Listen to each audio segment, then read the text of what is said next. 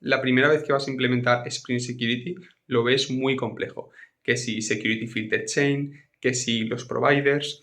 Al final es muy sencillo, lo único que es necesario es un buen esquema mental. Entonces, voy a enseñar un esquema en el que el usuario va a ser Paco y vamos a estar mostrando todos los componentes de Spring Security cuando Paco intenta acceder a la aplicación. Paco quiere acceder a miweb.com, por lo que nada más intenta acceder a esta web, lo que se le mostrará es un formulario pidiéndole el usuario y la contraseña. Cuando Paco introduzca este usuario y contraseña, deberá de pasar por una serie de filtros. Aquí es cuando entra el Security Filter Chain. Este Security Filter Chain tiene distintos filtros, como el de CORS, el de CSRF, pero nos va a interesar aquí los filtros de autenticación, concretamente el de Username Password Authentication Filter. Este filtro le pasa las credenciales al Authentication Manager, el cual se encargará de enviárselo a los distintos providers. El problema es que hay muchísimos providers. A nosotros nos interesa simplemente el provider que se encarga de comprobar usuarios y contraseñas, pero no sabemos qué provider es el que se va a encargar de esto. Por lo que va a hacer el Authentication Manager es enviar este usuario y contraseña a todos los providers.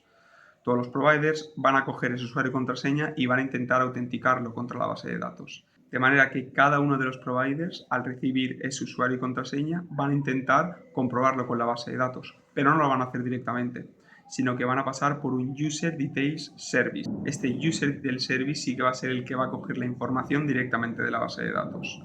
De manera que el provider le pasará simplemente el usuario, no le va a pasar la contraseña, sino simplemente el usuario con el método loadUser_by_username, y lo que hará el User Details Service es, con ese usuario, coger toda la información de la base de datos. Aquí podemos coger no solamente el usuario y la contraseña, sino también los roles y cualquier otra información.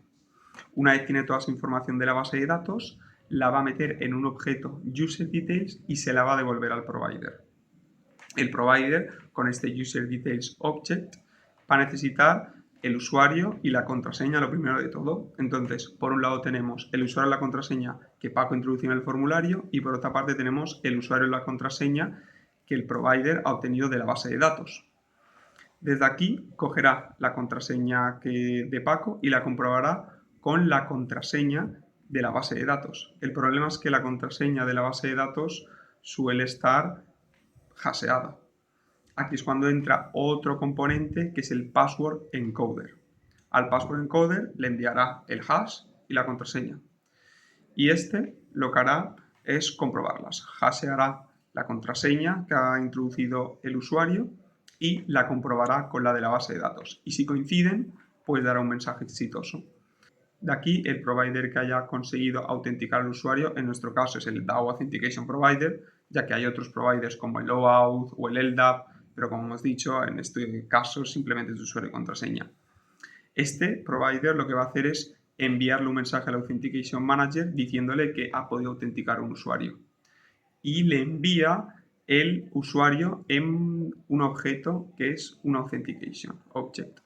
Este Authentication Object va a contener todo lo del usuario. Esta vez no solamente el usuario y la contraseña, sino usuario, contraseña, roles y todo lo que se necesite. El Authentication Manager le pasará este Authentication Object al filtro, y entonces el filtro ya tendrá este Authentication Object con toda la información del usuario. Y a partir de aquí ya tenemos ese objeto que es el Authentication Object, que vamos a tener toda la información, por lo que desde cualquier parte de la aplicación podemos obtener el usuario, la contraseña, podemos obtener su rol para darle privilegios a distintas partes de la página de manera muy cómoda y sin tener que estar accediendo todo el rato a la base de datos. Esto es cómo funciona de manera simplificada el proceso de autenticación de Spring Security, aunque hay mucho más y se podría profundizar. Si quieres preguntar algo respecto a esto, no dudes en dejar un comentario, y eso es todo.